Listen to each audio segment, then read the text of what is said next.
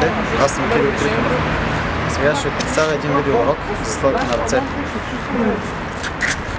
Първото нещо, от което трябва да започнем, е баланса, който се учи най-лесно до стената. За целта да създаваме стойка на ръце до стената, ръцете максимално близо, възможност пръстите да отидат до стената и прилепяме цялото тяло и изтягваме.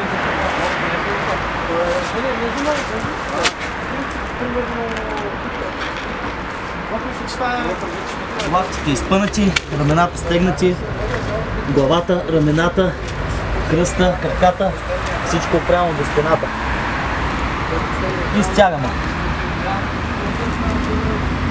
Просто стоим изпънати и стегнати. Това е първото нещо, което трябва да правим. Всяка вечер по 20-30 опита, просто тялото да свикне с положението да бъде стегнато и изправено. След като вече сме се научили да държим тялото стегнато и изпънато, следващата стъпка е да се научим да балансираме. За целта трябва да използваме пръстите. Това става последния начин.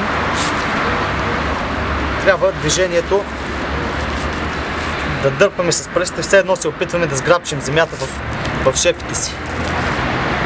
Това е. Тялото трябва да стои стегнато и изпънато, за да може залитанията да са малки. И когато залитнем, компенсираме именно с дърпането с пръстите. Това най-лесно става също до стената. Ръцете този път малко по-далече, опираме само краката, бавно отлепяме краката и се опитваме да балансираме. Може да залитнем пак към стената, подпираме се, пак отлепяме краката, може да залитнем на другата страна, стъпваме долу, пак дигаме стойката и така, докато успеем да...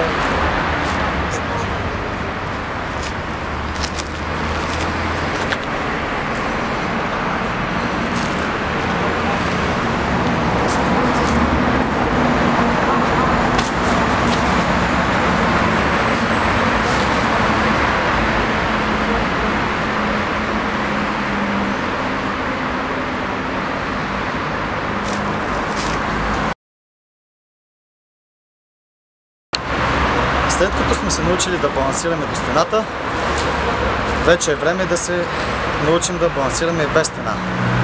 Обаче, първо трябва да се научим как да падаме.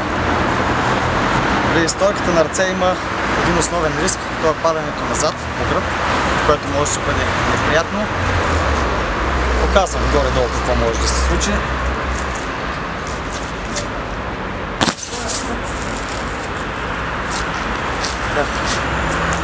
Това би било много неприятно, можем да се извадим въздуха и така нататък, и затова трябва да се научим как да падаме при залитане назад. Освен това, много хора ги е страх от самото падане и когато се опитат да дигнат стойка на ръце, те изобщо не дигат краката догоре, получава се нещо такова.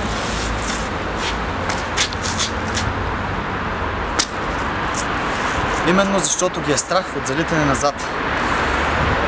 За да можем да научим баланса без да си помагаме с стена, е добре да овладеем това залитане назад и да знаем как да реагираме, за да премахнем страха и да можем спокойно да учим стойката.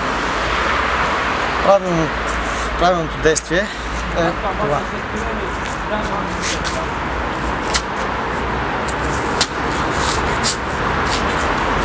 Както забелязахте, дигаме едната ръка, извъртаме другата, връщаме се и стъпваме.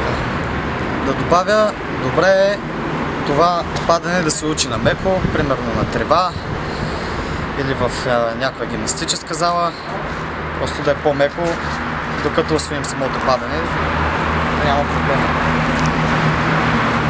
На начинът, по който да научим, просто при самото вдигане на стойката, умишлено ритаме повече, да залитнем назад и веднага се обръщаме.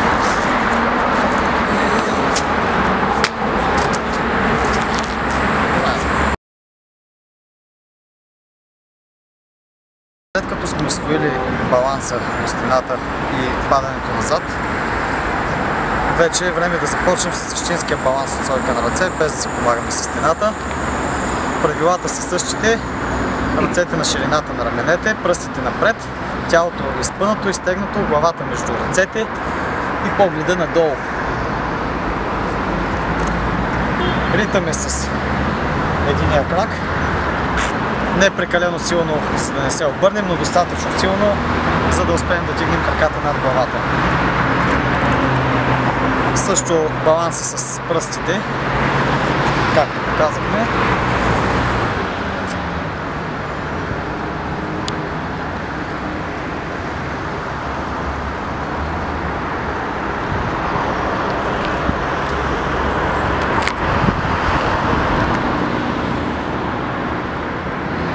Често срещана грешка е, че хората изваждат главата. Също гледат към ръцете, но гледат от тук, не от тук. Главата трябва да бъде между ръцете, погледа надолу. Когато извадим главата, центъра на тежестта се променя и залитаме. Става нещо.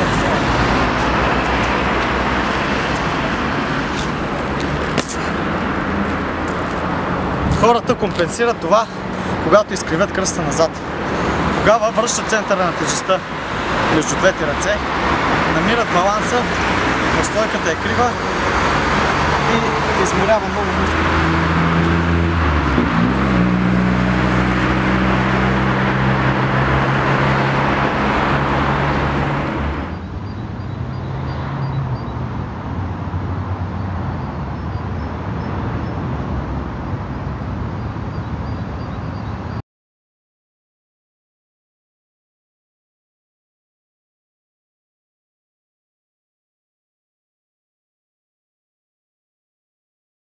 Това е. Вече усвоихме стойката на ръце, научихме най-често срещаните грешки. От тук нататък остава единствено опити, тренировки, работа, хъст, желание. Това е.